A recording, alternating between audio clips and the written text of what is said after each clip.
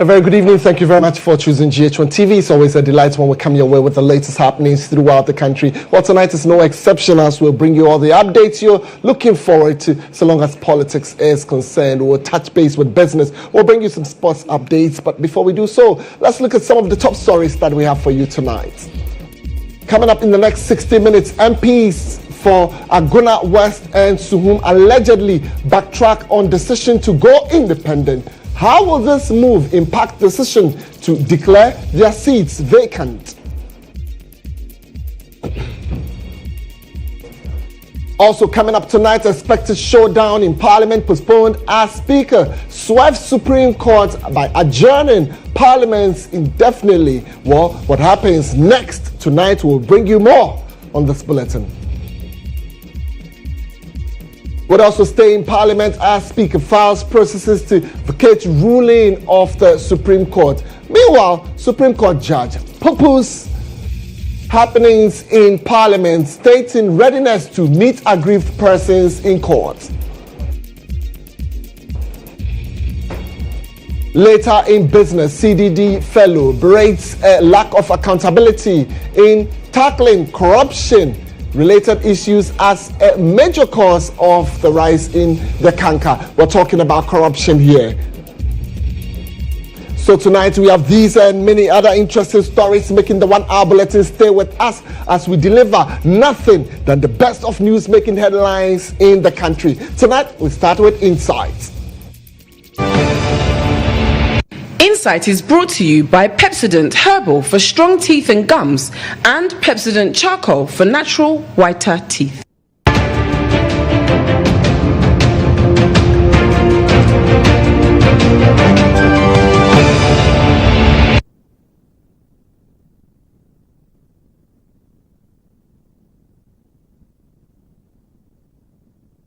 Well, thank you very much for choosing GHOne TV. My name is Kweku Temeng. On Insight tonight, the budget for the first quarter of year 2025 financial year. There's an ally to revoke banning in forest reserves, and approval of some $500 million loan facilities are in limbo after Parliament adjourned abruptly today over the constitutional standoff between the legislature and the judiciary. Well, this comes after MPs on both sides of the House engaged in a battle for majority title in Parliament. Well, the standoff has happened. Tonight we would want to speak to one of the persons at the center of the issue, Cynthia Morrison. Well, the MP has joined us right here in the online. Lady Cynthia Morrison, thank you, Honorable, for your time tonight. If you can hear me. So, Honorable, we've seen very beautiful pictures of you, Afenyo Markin, Kennedy, Japan, amongst others. Can you tell us where are the pictures from?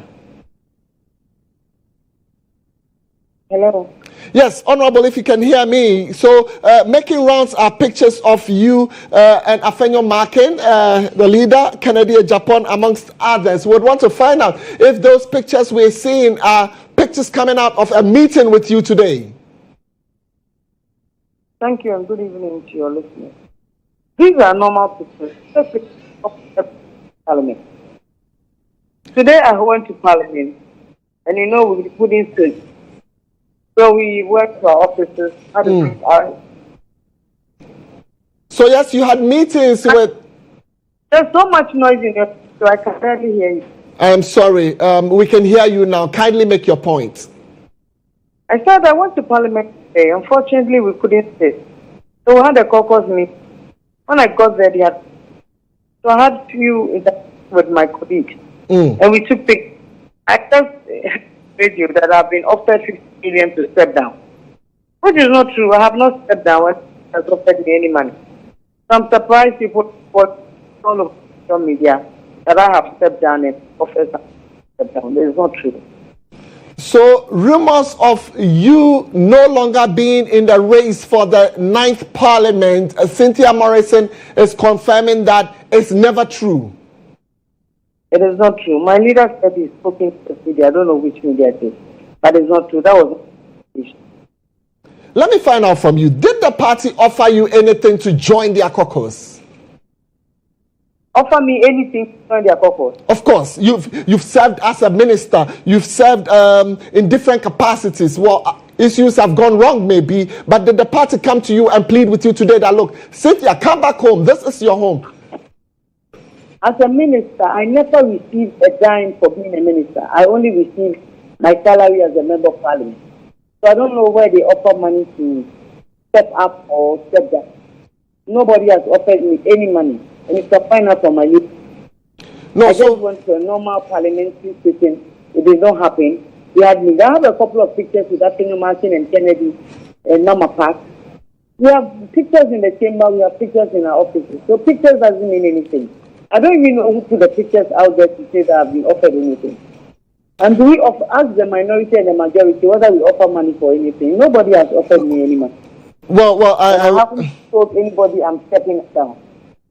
Okay, but Honorable, we've not seen you in Parliament for some time now. How come you made it to Parliament today? People who don't come to Parliament for a reason, they ask for permission. And when they are done with their permission, they come back. So this question, I don't understand. I'm tempted to ask you, so what has pushed you to go independent? Because a lot of Ghanaians want to understand. Can you be clear on it? Whoever called me that I was only going to talk about the pictures circulating today. I've done a lot of media talk on why I'm going independent. Today is not part of the day. Other radio stations are calling me. When the lady called me, I took her. I was going to talk around the pictures that is circulating. When I'm ready, I come and sit in the studio and give you a full briefing. But from tonight, I'm only talking about the pictures that is circulating that I've had and I've been offered some money. This is not true. All right. You can share with us kindly before you go. Kindly, I mean, can I say that you have come under intense pressure within the last few days? You do not have any form of pressure from the party? No, you know what? I don't do social media these days.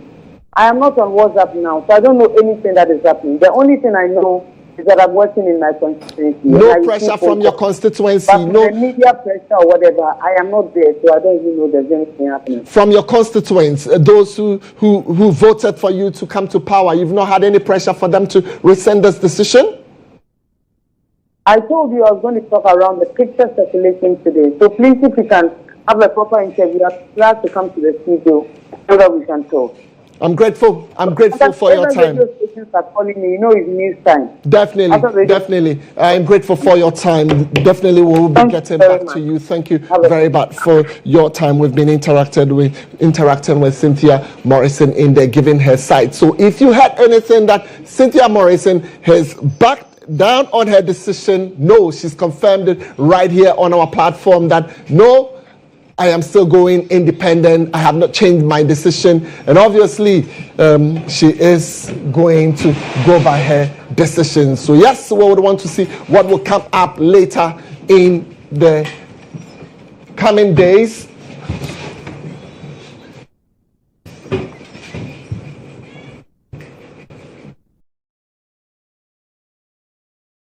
Let me take advantage and share with you some of the images that we are seeing on our screens right now. So these were the beautiful pictures we were talking about. Obviously, when these pictures started circulating, there were rumors that, yes, Cynthia had backed down on her decision to go independent. But tonight she's confirmed it on our platform that that is not her decision. She is still going independent. Ibrahim Le may allow you to react to some of these pictures and indeed what we're seeing. Well, that came as a surprise, to be honest with you, because given the pictures we saw and the fact that she was in Parliament for the first time, given the fact that Kennedy Ohene Japan, the one-time flag bearer aspirant of the NPP, was involved in this said meeting as well as the leader of the NPP caucus, Alexander Kwame Afenyo-Markin, for her to emerge from this meeting with all these pictures circulating and still insist that she's going ahead to contest is quite profound and quite telling. But of course, I can understand why she stuck to her decision. As you are aware, and I'm sure viewers might be aware, the notice of poll from the EC is already out there. What that means is that if the EC goes ahead to print the ballot papers, her image will be there. Is she going to tell her supporters that regardless of the fact that her image features on the ballot paper, when they go there, they shouldn't vote for her. So I'm sure she's crossed the Rubicon. She's gotten to a state where she can say that this is a point of no return. And of course, she gave you a political answer when you ask her about the pressure, because trust me, there's so much pressure on all of them. She'll reserve it for another day. Ibrahim, let me take some stories and then I'll come back to you shortly to give me some answers from Parliament. Well, like I mentioned early on, the budget for the first quarter of year 2025's financial year, the LI to revoke banning in forest reserves and the approval of some $500 million loan facility are in limbo after Parliament adjourned abruptly today over the constitutional standoff between the legislature and the judiciary. Well, this comes after MPs on both sides of the House engaged in a battle for the majority title in Parliament as the House resumed sitting today. Both caucuses jostled each other to sit on the right-hand side of the Speaker, Bagbin. Well, the decision by the Supreme Court for the Speaker to stay his decision regarding the vacancy of some 4 seats in Parliament has heightened tensions in the legislature. Well, earlier when the chamber was opened, all MPs rushed to the majority side until the leader of the MPP caucus, that's Alexander Afenyo-Markin, instructed his side to leave and wait for the Speaker's order. Well, the following report captures what transpired this morning.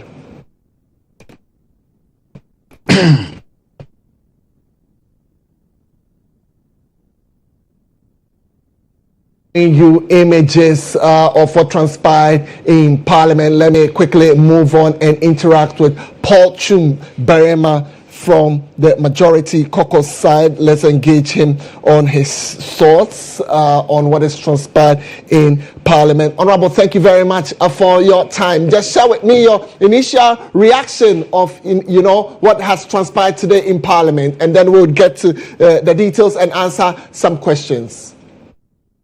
Probably. I mean, let me say a good evening to your viewers. And then today, what happened in Parliament was an affront to our Constitution, something that we all don't need to encourage, something that we all don't need to entertain. Clearly, we must not weaken our agencies or our institutions, bastardize them, and later come and criticize that they are not working. We must show cause and show forth that we are supporting our institutions.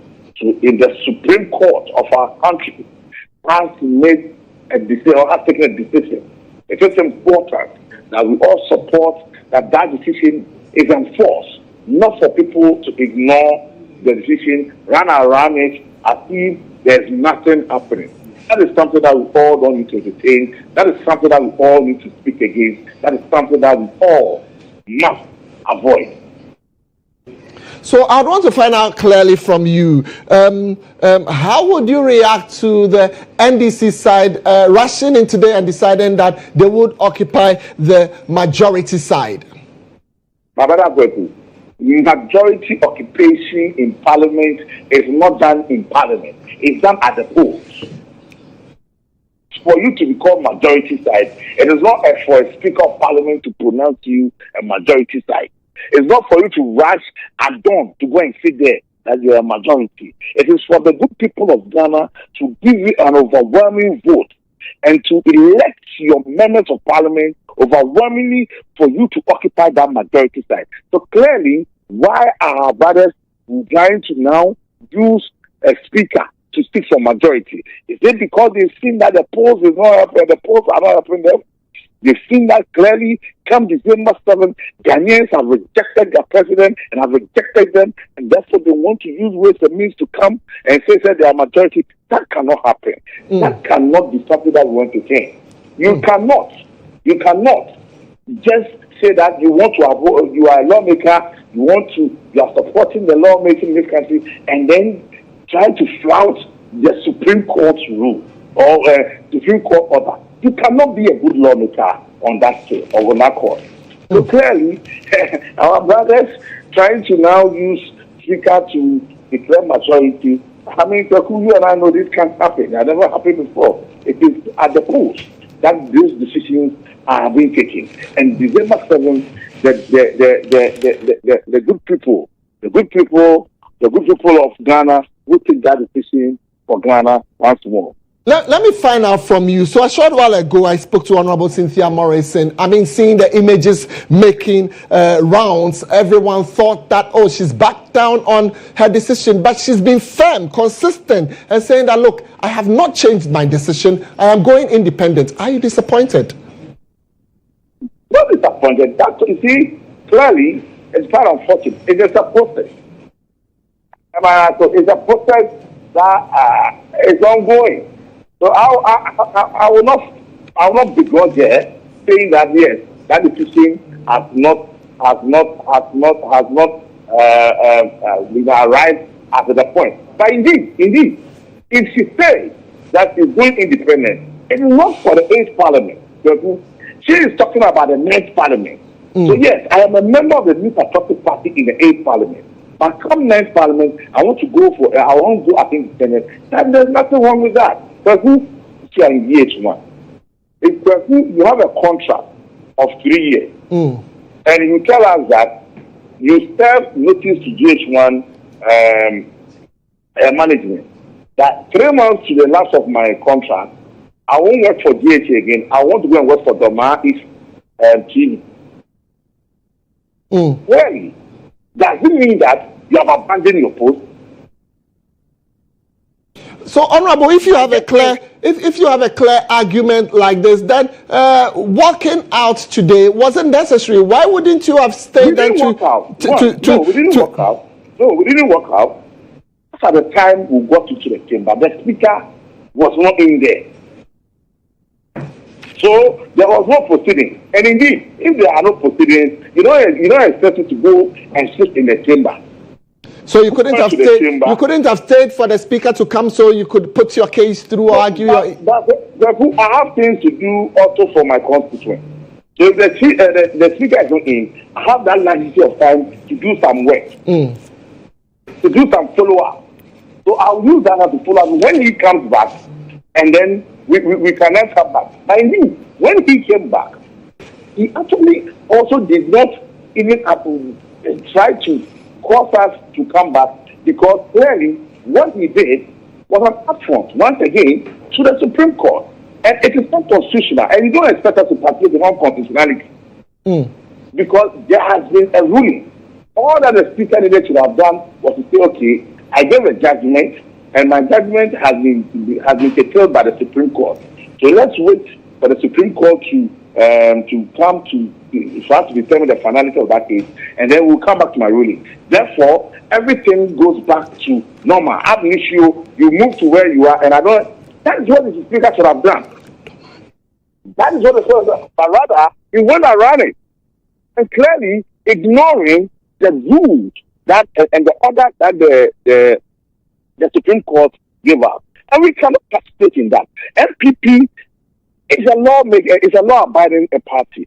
The members of the party are law-abiding. We are not going to use force. We are not going to use any attack. All that we need is that let the rule of law prevail and let the laws work. And that is what we were doing. So clearly, we couldn't have participated even in that unconstitutional forum. We couldn't have been there. People of Doma East tonight are watching you, and most of them, I must say, maybe are confused. Where do we go from here, Honorable? Oh, you should not be confused. We are coming back.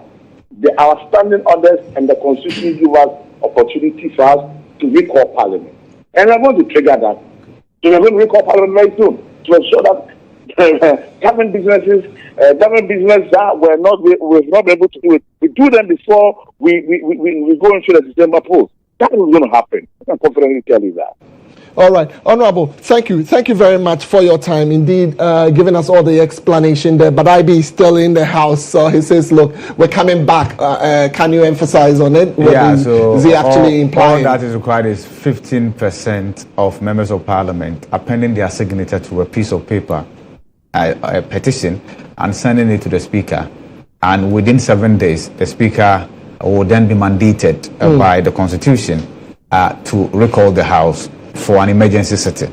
But given all that has happened, I'm not sure, even if the House were to be recalled, the NPP side will trigger it under this provision that requires that the House returns within 7 days. Mind you, the case pending at the Supreme Court, in the wisdom of the 5-member panel, had then ruled that all processes must be filed within 14 days, and that the panel, because this is a straightforward matter, it's just interpretation of Article 97.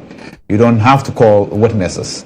It's just about the panel's understanding of the article and then the implications therein. And so within 14 days, this should be dealt with, and then there's a clarity as what happened. Imagine that the House is recalled on an emergency basis. Speaker comes and says, all the reasons why I had to suspend sittings indefinitely or suspend this particular meeting indefinitely are still there, unattended to.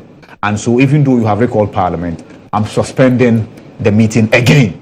Then we are back to square one. So I'm sure, as the Speaker said, there will be engagement. Tell me some of the pending issues that should be looked at. I mean, I've touched on a few, but how these activities back and forth is affecting Parliament business? Well, two main things. One is a CI that will govern any election petition after the December 7 elections. If there is any aggrieved party who wants to go to the Supreme Court with an election petition, the law governing the processes, that CI has just been laid in Parliament. It will require 21 sitting days for it to mature. Even if the MPs were sitting every sitting day, every parliamentary work day for the 3 weeks, they will not get the 21 days. So they have to sit on Saturdays and on Mondays to make up for the deficit. Aside that, the finance minister is expected in Parliament to present more like expenditure in lieu of appropriation, which would then mean that the government will have the power to spend from the consolidated fund until after the first quarter of next year. Because next year we don't know who our president is, we don't equally know who the finance minister will be. So as happens every election year, Parliament then gives the outgoing government the authority to spend from the consolidated fund. That is equally outstanding. There are many other bills, including Matt talked about free SHS bill. In fact, they were all supposed to be laid today. Talk about the education sector bills. In fact, I counted no less than 5 of them that were all supposed to be laid today. That has not happened. And many other outstanding bills that when the tenure of this Parliament expires, every outstanding business expires with the tenure. Everything will have to begin afresh in the next 9th Parliament. And that is the magnitude of what we're dealing with. Kweku. Difficult situation there in Parliament. This is unprecedented. We'll wait to see the outcome. But obviously, if you're looking for that outlet to bring you every bit of information that you're looking for from Parliament, then definitely the EIB network should be your option. From radio, online, and on television. Definitely, we would supply you with all the information that you're looking forward to. Well, very shortly, we'll be getting to Samuel Bain. Samuel Bain is on the phone to speak to us on all these issues and many more. Sammy, thank you for your time tonight. Like a lot of things happening in Parliament. Can you share your thoughts with us tonight with what you are seeing? Well, I hope you can hear me loud and clear, Sammy. Very well. So it's pretty unfortunate that we've got what we're talking to. There was our hope that Parliament with this matter in a better way that would not have brought us where we are. But we are where we are. For me, the most important thing is to learn the lessons and to forge a sustainable way forward. How do we ensure that next 4 years down the line, we not have a similar situation? We encountered a situation like this in 2020. The gravity of it may not necessarily be as it is currently, but because we refused or we failed to resolve it conclusively, we are where we are now. How do we ensure that we resolve this current situation conclusively with the court providing its role or playing its function of interpreting the provisions of Article 97 GHOne conclusively, so that going forward we know how these provisions fit out, how they have to be applied when we face instances like this. And so I hope that Parliament will come together and see the bigger picture. more importantly, as a country, with the court, with the legislative arm of government, we'll all look at ways to sustainably address this matter once and for all. Sammy, for many years, being the executive director of the Parliamentary Network, you followed parliamentary activities. What do you think should be the way forward? Is this a shutdown of Parliament that should be the way forward? With what was brewing over the weekend, yesterday and even this morning, I honestly think that the decision to adjourn the House was a way to allow cool heads to prevail.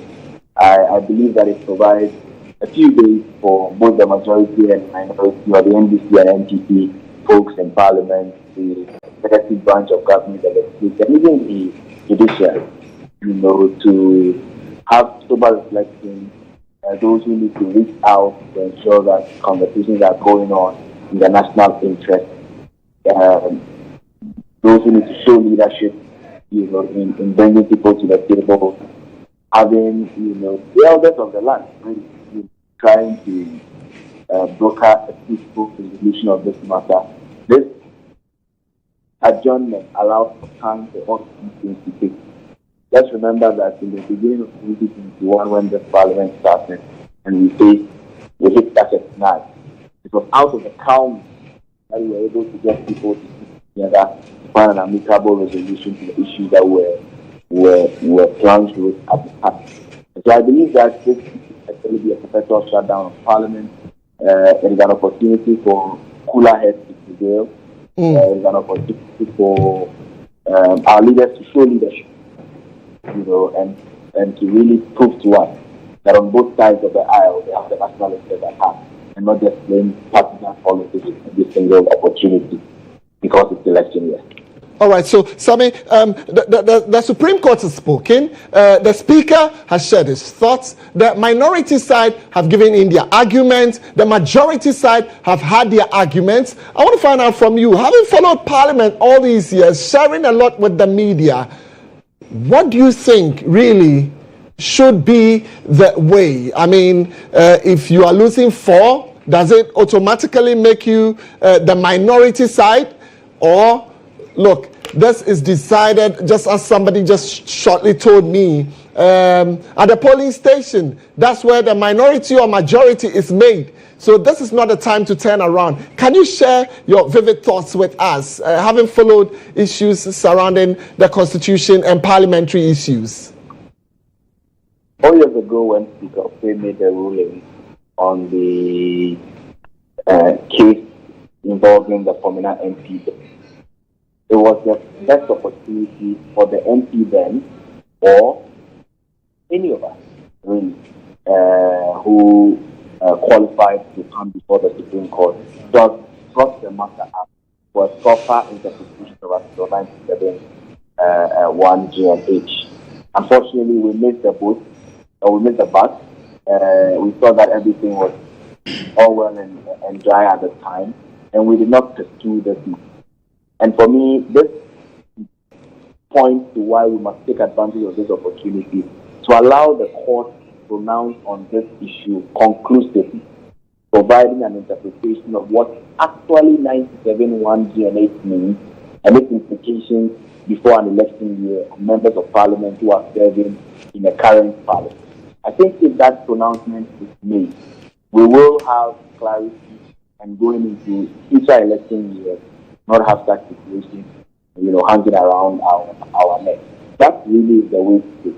And it must be done expeditiously in the times we are in now. Court must do this expeditiously. And the court must do it in a way that everybody would fully be confident and comfortable, knowing that justice has been done and has been done right. It will not serve anybody's interest if the court, by its actions and inactions, create the impression that it is, wanting to side in a particular manner, because these are decisions that will have long-term effects. And so once they are being taken now, they must be taken with the national interest at heart, with holding fidelity to the Constitution at the heart of what we decide to do now. Samuel Bain, thank you very much for our viewers out there. Samuel Bain is the Executive Director, Parliamentary Network Africa. He's been sharing his thoughts, and he says, look, right from the days of the Formina MP, we were supposed to take some critical decisions. If we didn't take today, it comes back to bite us. But that will not be the end. We'll still peruse and find out and get more details. But Ibrahim Alassan is still right here with me in the studio. So, Ibrahim, prepare the minds of my viewers tonight. I want you to take them through when you got to Parliament, the heat, the activities, and if you can sum it up, because definitely I'd want to talk about the security implications on this shortly. So kindly share with my viewers today some of the succinct activities that you saw. We had been informed that the chamber was going to be open to receive MPs and of course the press by 8 a.m. But of course there were activities in the chamber before 8 a.m. So for instance, Frank Anodompreh, the chief whip of the MPP caucus, had made his way to the chamber well ahead of time, and of course, but subsequently when his attention was drawn. Ibrahim, I'll take these details because definitely our viewers would want to catch up what really transpired. They are seeing all the images, but let me get expert advice of from a security personnel, Colonel Festus Adwaje. He joins me for a conversation on this. Well, Colonel, thank you very much for your time tonight. Let me find out from you. So, was the heavy military presence really necessary? Well, thanks for having me. If you are called Kweku. Absolutely, my name is Kweku. If you ask me that question, I will say that there was no reason why the military was deployed to Parliament. Now, the situation that evolved up to this morning and today is purely a constitutional crisis. It's political, it centers around governance. It's about constitutional institutions, i.e. the Supreme Court and Parliament or the Speaker, political parties, and so on and so forth. It's more about disagreement over, certain situations. There was no threat whatsoever to the House, to the MPs, and to national security. Absolutely no threat. The kind of threat that is described in the Constitution for which the armed forces was established. This was something squarely within the constitutional provisions for the police, law and order. So even if the MPs were going to exchange blows and insult themselves and destroy furniture, whatever it is, it's a law and order issue. And we all know that the police has got the capacity and the professional competence and expertise to handle that situation. This was a localized situation, assuming that it deteriorated. It was only going to be within the premises of Parliament. There was no reason why the military should have been deployed. But having said that, my personal view is that the threshold to which the military has been exposed to normal day-to-day law enforcement issues over the past 8 years is disturbing. In a sense, I would argue that the armed forces are being misapplied, doing things that the Constitution has not provided that they should do. And the government has not provided sufficient justification for why, it brought the armed forces there at the date, in 2021, January 6th. So the more we expose the armed forces to perform functions that they are not supposed to perform, the more we endanger our democracy. Let Ghanaians recall that what you and I call democracy, globally in Ghana, is a flawed democracy. It's a fragile democracy. The institutions are not strong enough to withstand serious shocks.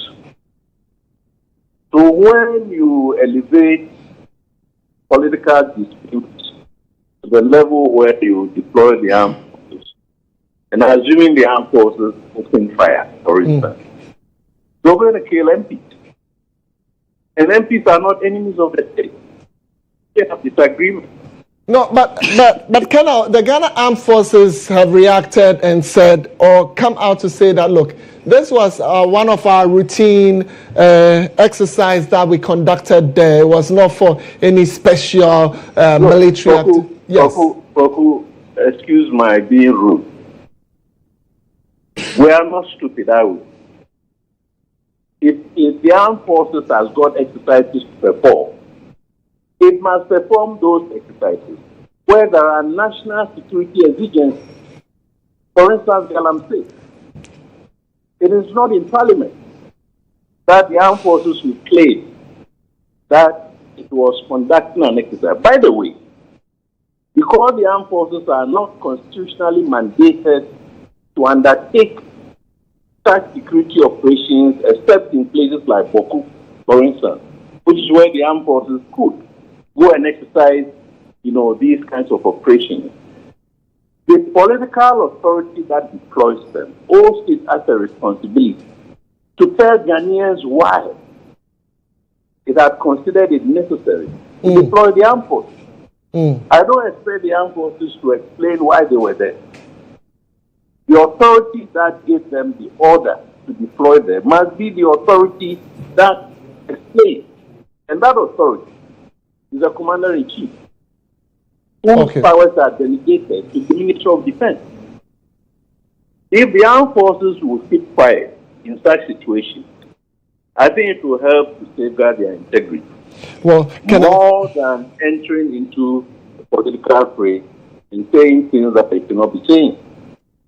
Colonel, thank you. Thank you very much for your time tonight. We're grateful for your time. Ibrahim Alassane, time is fast spent. We can say a big thank you. Within the coming days, we are on you. Ghana is trusting you to bring us all the updates from Parliament. But we'll not close it there.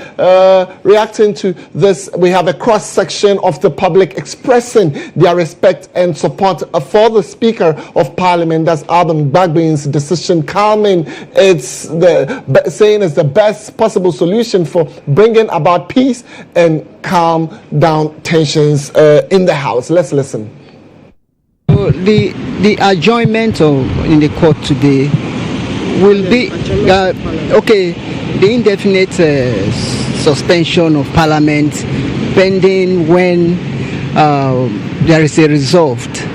To me, if they will not allow pettiness to elude their national responsibility, you understand, because the whole federation is looking onto them for legislative activities, and going on indefinite suspension will not do no one good. They have to come together, have a common ground, have some compromise, and that is how Parliament all over the world is practiced. That if you said an indefinite suspension of parliamentary duties. Me who say abamba when the decision no taking it there. Man on the nyansa there too much. She say no wama other opposition no say a majority and a minority no. She say no waka obi anu atum because as one of the actors was suspended Parliament. Kopem say be a court to be rule ne case na wie no anse na bi ono so oba obehu ba bia ode be gina na ano no sese no the tension ni nyina aba fom what you say wa kire say yes oye pani onimni a oye wo ho nti sese wo ma na omo dwene bone say na say ni ye be ko ye be say ni sese obi adwene a odwene ye na ka ni trim. Well, we have checks and balances. Arms of government check each other. I mean, Supreme Court have the right to interpret the law, and so if there are certain laws regarding the operations of Parliament, the Supreme Court should have a say in interpreting the law. However, I don't think that this is vague. If by losing your seats you automatically become the minority, I don't see the need to suspend Parliament because of that. I think that, I mean, it's one Parliament. The Speaker's decision was the right one because today everybody was expecting some action from Parliament, and if the Speaker believes that suspending parliamentary proceedings is the best course of action, then I totally support.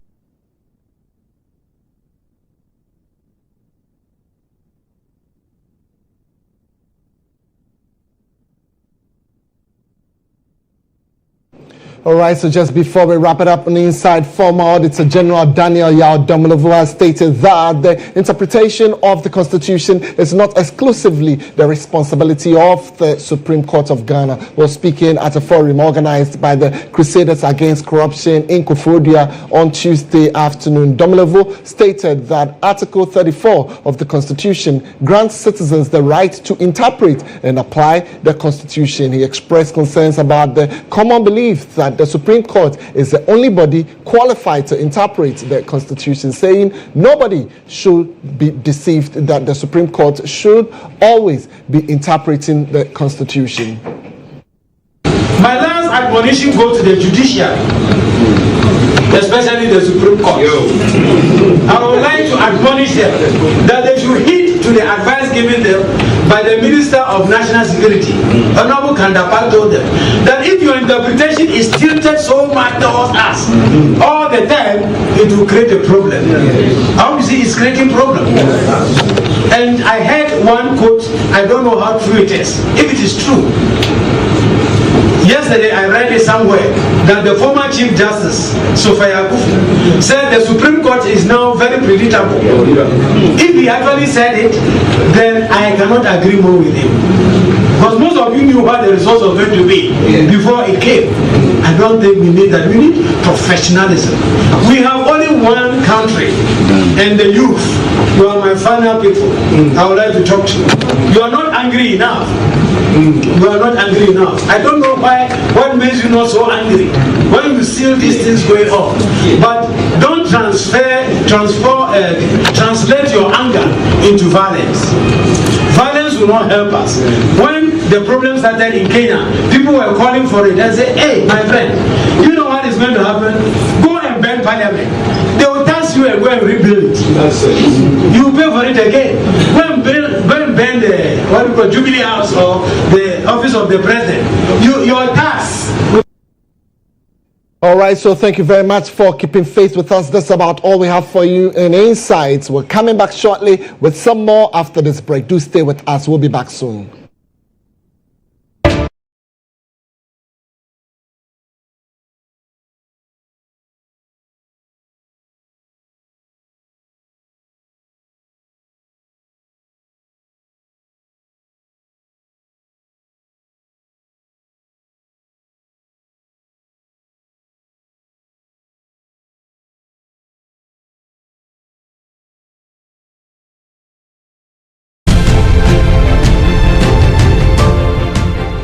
GHOne OV van has been one of the best vans I've used personally in this country. It runs a system where we are able to run on Dante to be able to do our broadcast mixed well also from this van. I've used this OB van for quite a number of big productions, i.e. 3 music awards, the late President Rollis' state funeral, Emmys Africa Awards, and a number of them. My experience with the GHOne van has been the state of the art equipment they have. Personal experience is you can use it for both indoor and outdoor, all events, conferencing, like anything you need a van to work for you, GHOne provides it. My experience with the van has been very good. Why? Because it has a number of facilities that I may not get in other vans. You know, the van has a very wide bench that can accommodate all my technical crew, ICCU, switcher, graphics, CG, and all of that. And then it also has a studio, a green room studio that comes with TriCaster. So if you want somebody to do commentary on a live event, you can put that presenter who's in that studio as well and get that running. To give an experience to our audience, we're also watching on TVs and online. Work with an Exo technology system, which makes your video mixing with Panasonic cameras, like a lot of other stuff in terms of content you need to get also for your live broadcasts? I prefer the GHOne van to a lot of other vans I've used, or even doing my own setup on a tabletop setup. Because on a production, you see a number of people in the van. And so if you have a very small van, it means that it's going to be choked, and that will affect the creativity as well. The price has been discounted as well to accommodate varied budgets. And so no matter the budget you have, I understand you can have the truck and do business with it. It looks huge, but very affordable. Cost is really, really affordable. My experience with it, EMI Awards last year, super excellent. Try it, call them, and I'm going to give you the best of price. Really affordable.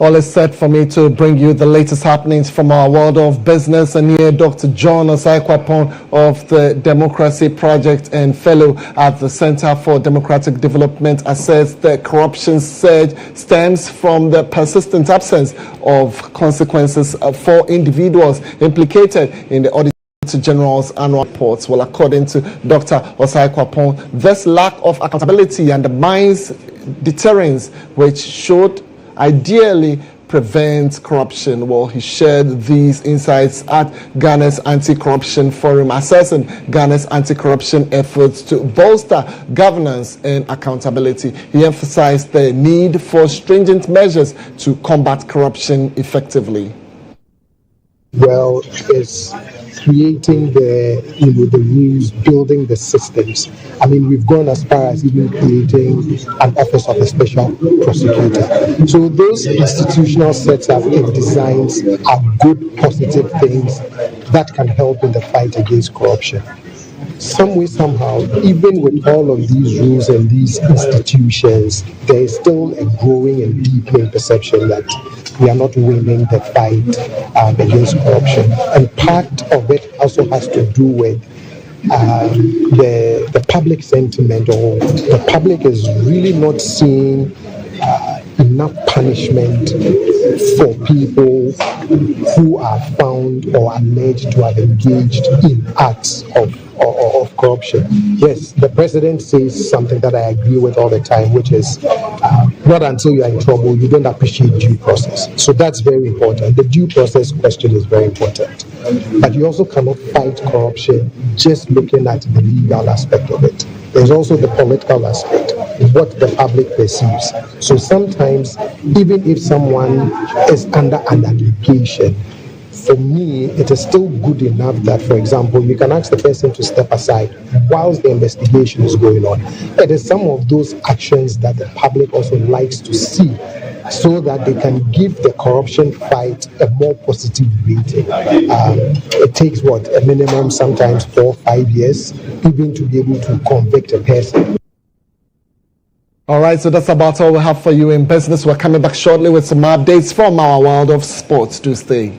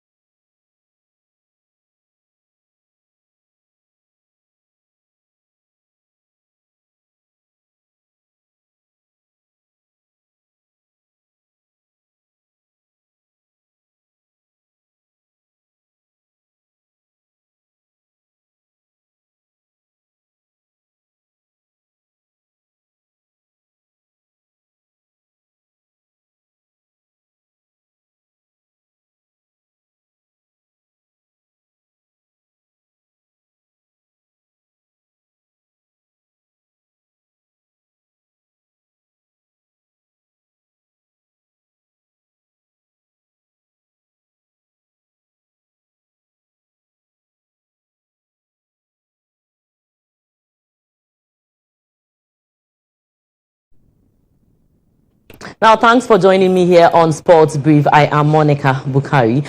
Now, chairman for Ghana's national beach soccer team, the Black Sharks, Yao Ampofo-Ankra, has voiced out following the team's early exit from the ongoing AFCON beach soccer tournament in Egypt. Speaking here on the game, Yao highlighted that the team's inadequate preparations and lack of financial support somehow impacted their performance. The Black Sharks lost 6-3 to host Egypt and subsequently lost 5-2 to Morocco, but climaxed their group stage final game with a 10-3 victory over Tanzania. The buck falls with me, and I have to take full responsibility for that. I've said it. If it goes well, we'll get a lot of congratulatory messages. If it doesn't, I have to also accept that we haven't done our best, and I haven't done my best as the chairman. Well, what more could I have done? Well, perhaps in the absence of the no money syndrome, and we're not ready, to release funds, or funds are being processed. In the absence of that, I would have had to look for corporate support, or perhaps dig into my own pockets and pre-finance. But this is a national team, and this comes back to this same subject that we've been going on for years. It's a national team, but the priority or priorities for other national teams is not the same as the national team. If it's any other national team, I'm sure we would have had all we needed ahead of time. The boys would have been camped ahead of time. Preparations would have been fantastic. And let me give you just another one. And this is not to make an excuse, but upon arrival in Cairo, all the teams connected flights to Hurghada, where we are. As I said, by road, it's over 5 hours. We had to take the bus. So we got to Cairo around just before midnight, and then we had to take the bus. We got to Hurghada early hours of the morning. The boys had a bit of a rest and had to train the same day. And then the next day was a Friday, which was a full day before Saturday opening game. So we just didn't have that rhythm, enough training, rest, recuperate, recover. We didn't have that. Now, Yao Ampofo-Ankra also revealed that the Black Sharks team received no incentives or per diems before their journey to Egypt for the tournament. And sometimes I'm accused of giving out too much information, but if there's a truth to be told and you don't say it, then it's a lie. So I can't lie to you. You've asked the question and the answer is no.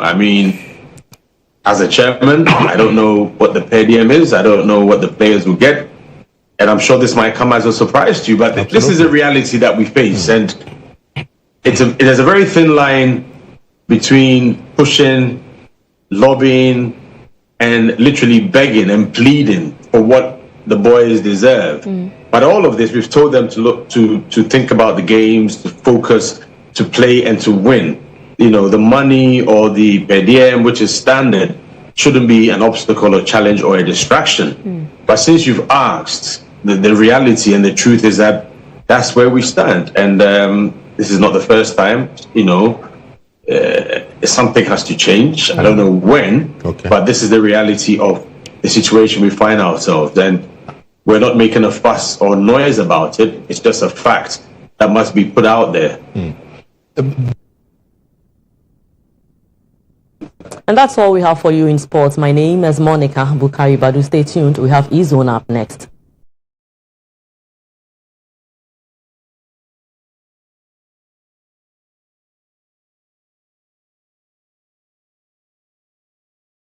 On GHOne tonight, Twitch Forever release a bigger than us EP. Rising star Twitch Forever has dropped his highly anticipated EP, Bigger Than Ever. A 5-track project produced entirely by Grammy-nominated producer Guilty Beats, while fusing elements of Afrobeat, R&B, and soul. This captivating body of work marks a significant evolution in Twitch Forever's artistry. Well, the Bigger Than Ever EP delves deep into themes of love, self-reflection, and resilience.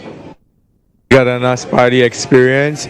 If you haven't heard, I've dropped the EP titled Bigger Than Us. It's out everywhere. then I'm saying a lot on there. I've been away for a while, but the project is finally here.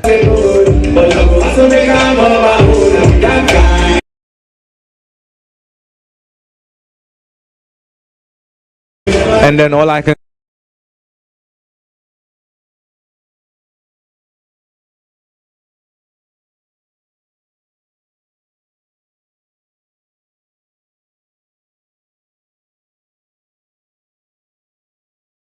Wonderful time with you tonight on behalf of the entire production team tonight. We want to salute you and say enjoy your evening. Good night.